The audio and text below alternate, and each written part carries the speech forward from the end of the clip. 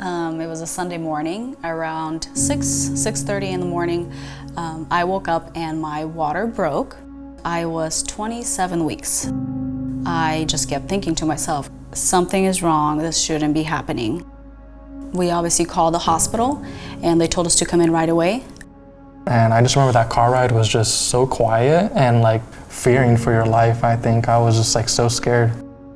Because I was only 27 weeks pregnant, they were worried that if the baby is born that night or just within the first 48 hours, there's going to be quite a few complications. He probably is going to be blind, he won't breathe on his own, and he's just going to need a lot of work.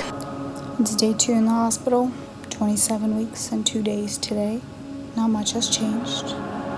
I did not go into labor at 27 weeks, and so I went on bed rest, which was also kind of scary because it was really just unknown. I went into labor at night at 3 in the morning, and I was 28 weeks and 6 days.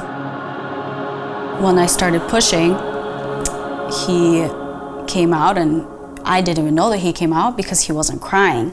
And the doctor told me, he's out, like your baby's here. And I just remember I just started crying because you just don't hear the cry. And I remember that was a big shock for me because that's the moment you always expect.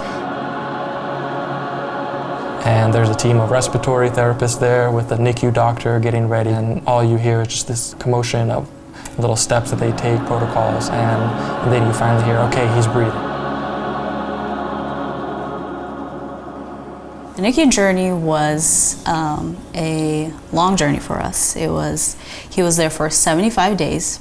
Definitely a roller coaster of just emotions and everything else. He was born at 2 pounds, and so their goal for him to go home, he had to be 5 pounds. Marcus.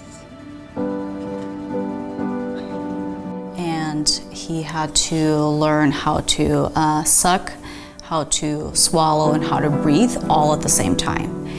His heartbeat, it would slow down sometimes when it would be really slow, and then it would be really high. So every day it would always jump up and down. That was a very scary thing because you're holding him and you finally get to hold your child and you're excited.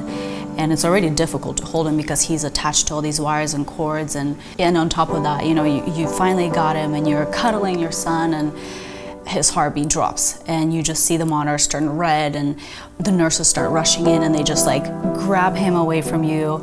So those moments definitely just tore me apart because you're holding your son and then within minutes, someone just runs in there and grabs him away from you and there's nothing you can do.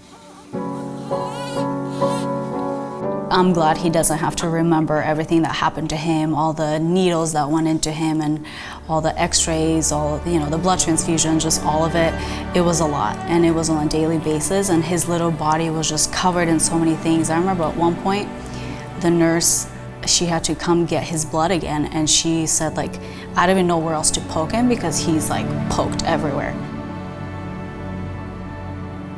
He definitely pushed through, and being all the little victories, when he took the bottle for the first time, that was huge because that means he's working on his sucking. Just little things like that were just so good, and that just always helped, get through the day. I'm grateful for the nurses and the doctors that took care of him, but at the end of the day, it was God who was with him and protected him, and his hand was on him, and that was my prayer. Every time I left, I said, God, please don't leave him. Like, just surround him, be with him, let your angels guard him all night because I'm not there at night and, it's out of my control. What helped us to get through the NICU journey was definitely a lot of prayer and a lot of worship. We came to agreement that we actually have to speak into what we want to happen. And we would say, God, we're gonna bring him home, he's gonna be healthy, he's gonna be breathing on his own. We had to proclaim exactly the victories that we want to see. It really is God, like all the credit really does go. Mm-hmm. I mean, yeah, they helped him breathe for him, but it's like at the end of the day, that's just a machine.